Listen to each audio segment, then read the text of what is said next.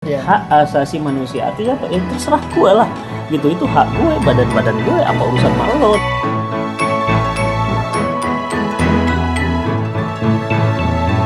Baik, assalamualaikum warahmatullahi wabarakatuh teman-teman semua. Kita sedang udah bersama Sahabat Karim. Kita akan ngobrol nih tentang hal yang lagi dibicarakan hangat saat ini. Apa ya? Tentang 80 juta. Oh iya memang lagi tren tuh. Iya, kayak kalau saya ngeliat HP gitu isinya 80 juta semua itu ada di awal trending YouTube, malah di Facebook dibahas semua. Iya. Saya melakukan pembahasan menarik. Iya. Ada yang ngomong bahwasanya oh biasa aja artis itu melakukan itu. Kalau kadang saya mikir bener nggak sih itu biasa? Atau kita harus menganggap itu biasa ke depan itu, atau apa mungkin kita harus action satu-satu nih agar ini itu tuh nggak jadi biasa lagi gitu kan? Ya. Baik, jadi pembahasannya sekarang itu bukan masalah angka. Ya. Jadi mau 80, 8 miliar bukan.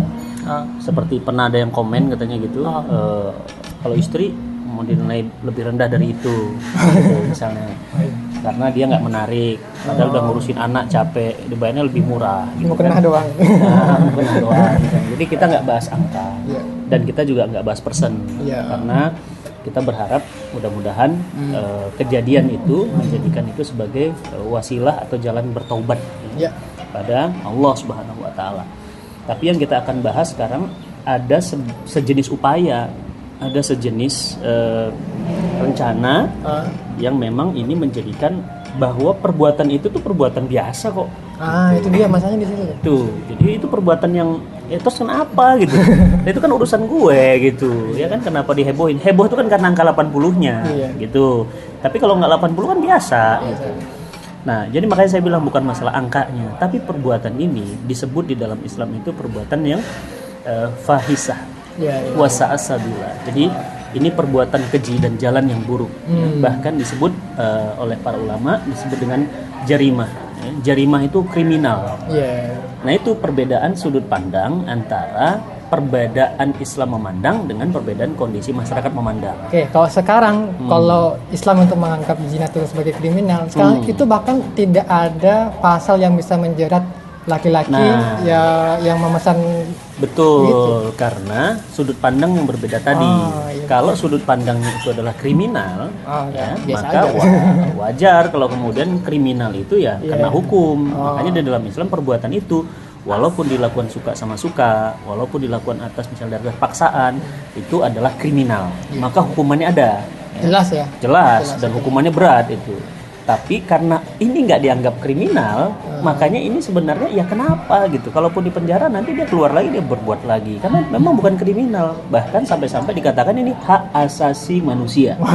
Itu bayangin, hak asasi manusia artinya apa? Ya terserah gue lah gitu, itu hak gue, badan gue, apa urusan sama lo. Nah, ini budaya yang sekarang sedang berkembang, dan ini yang sering dianggap biasa. Sama seperti ini, laki-laki yang tulang lunak, ngomongnya rada centil gitu kan, dibuat mohon maaf dibuat tayangan itu lucu, atau istilah bunga, bang.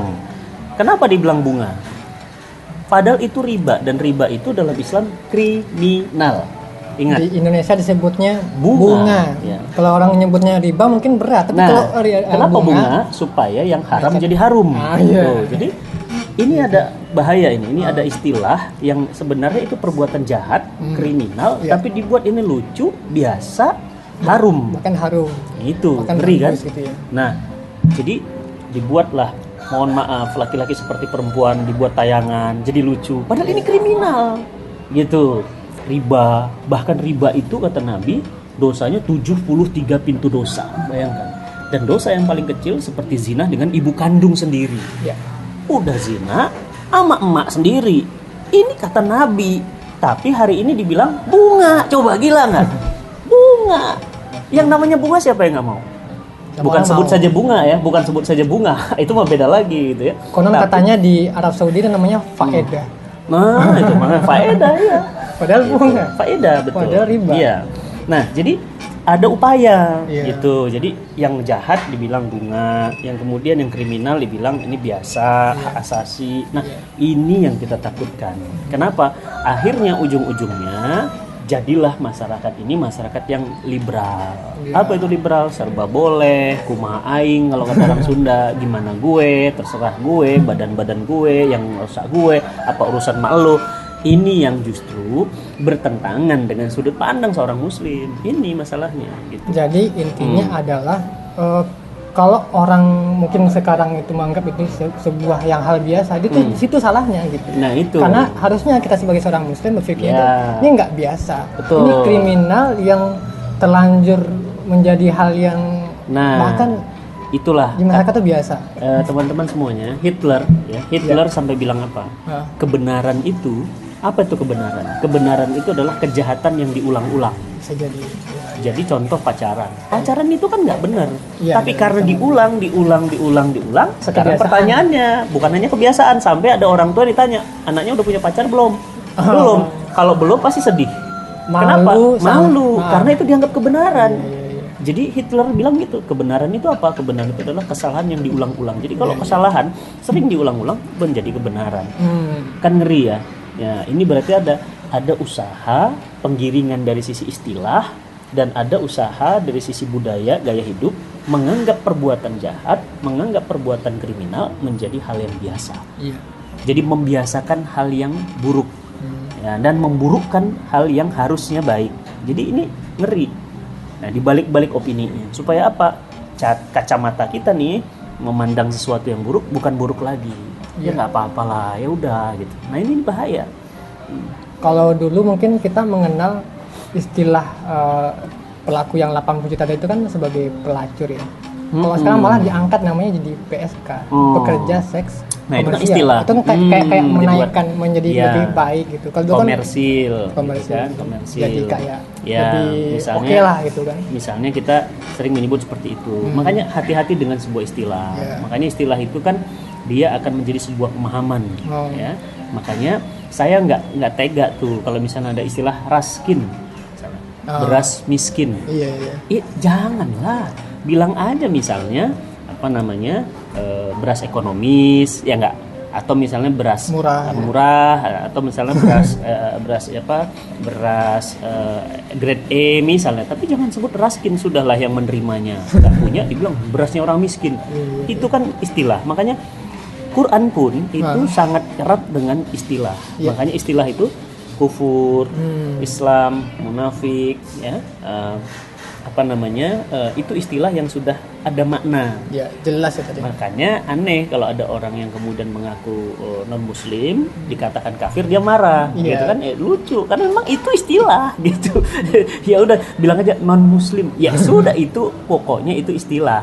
Kalau diterima, karena semua orang punya istilah tertentu. Ya kalau misalnya bercanda nih, ini udah Ridho nih orang Padang kan. Ya, kalau di Padang tuh katanya nggak ada anjing, nggak ada kucing, nggak ada kepiting dah. Yang ada anjing, kucing, kepiting kan gitu kan. Jadi ya itu bercanda bahwa tapi sebuah istilah itu sama maknanya, sama penunjukannya, cuma beda istilahnya. Nah, dalam Islam kalau sesuatu hal itu kriminal, udah itu kriminal sampai kapanpun, dimanapun itu kriminal. Nah, saat ini kriminal jenis inilah yang dikampanyekan sebagai sebuah kebaikan. Nah, pertanyaan bagi saya teman-teman semua, patut nggak hal ini tuh terjadi gitu? Boleh nggak kira-kira sih yang namanya suatu saat kalau terus berlangsung gitu ya, bunuh itu biasa gitu. Nah gitu. Takutnya lagi seperti sana, karena gini, mindset kita sebagai seorang muslim itu menangkap sesuatu itu apa dulu? Membunuh biasa, pergi ke dukun biasa, gitu kan? Kemudian mencuri itu biasa. Coba bayangkan kalau semua kejahatan itu dianggap biasa. Nah, jadi apa dunia? Iya, itu kuncinya itu. Dengan jadi ngopi aja. Oke teman-teman semua, tadi sudah dijelaskan sama Stefati bahwasanya memang nggak boleh sebenarnya kalau hal yang menjadi sebuah kriminal di dalam mindset kita sebagai seorang muslim itu sekarang dijadikan sebagai sebuah yang bagus. Nah, sekarang pertanyaannya terakhir. Kira-kira apa yang harus kita lakukan untuk menjadikan sesuatu yang terlanjur jadi biasa ini ya? Menjadi sesuatu yang seharusnya ini nggak biasa. pertanyaannya bagus banget nih. Di mana upaya kita? Ya berarti upaya kita membalik lagi. Itu dia. Membalik Gimana cara lagi membaliknya itu? opini bahwa yang buruk adalah buruk. Yang pertama, Islam mengajarkan kepada kita untuk berdoa. Ya. Ya Allah, tunjukkanlah kepada kami kejahatan. Oke. Arinal haqqo, maaf, arinal haqqo, tunjukkan kepada kami kebenaran, kebaikan. Warjukna, ya, dan berikan kami, ya, ittiba, jadi kekuatan untuk mengikuti kebenaran itu. Ya. Wa arinal batila warjukna istinaba. Jadi berikan kami, tunjukkan kepada kami yang buruk mana, nampakkan ya Allah, gitu kan? Dan beri kami kekuatan untuk meninggalkannya. Yang pertama doa. Jadi kita minta pada Allah untuk bisa membedakan baik buruk, karena hati-hati sekarang ini sampai baik buruk aja udah nggak bisa dibedain. Samar ya. Nah, karena tadi itu usaha mereka itu, yang baik jadi buruk, yang buruk jadi baik. Apalagi tadi ada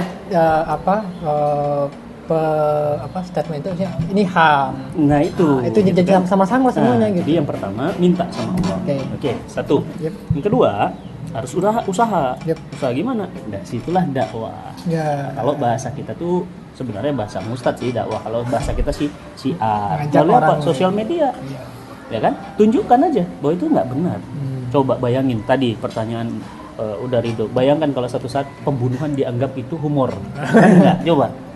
Habis bunuh orang, cincang-cincang, palanya dipecahin, taruh di sini. Lucu ya, gitu. Gila nggak? Sekarang tuh padahal udah biasa, kayak dulu ya.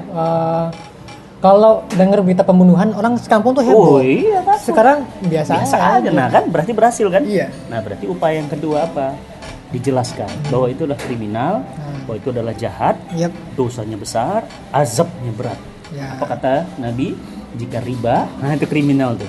Dan zina dihalalkan di sebuah negeri, mereka sudah mengundang azabnya Allah. Udah dengar berita dari BNPB, Badan Nasional Penanggulangan Bencana, na'udzubillah min zalik, summa na'udzubillah, di tahun 2019 akan ada 2.500 bencana besar di Indonesia.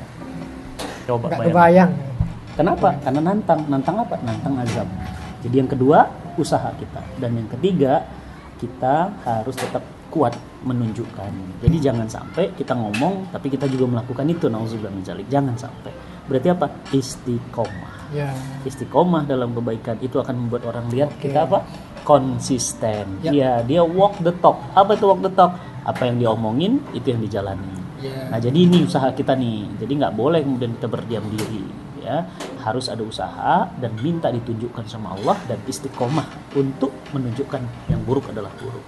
Bahaya banget, hancur kita. Bayangkan kalau sesuatu kejahatan dianggap kebaikan dan kebaikan malah dianggap kejahatan.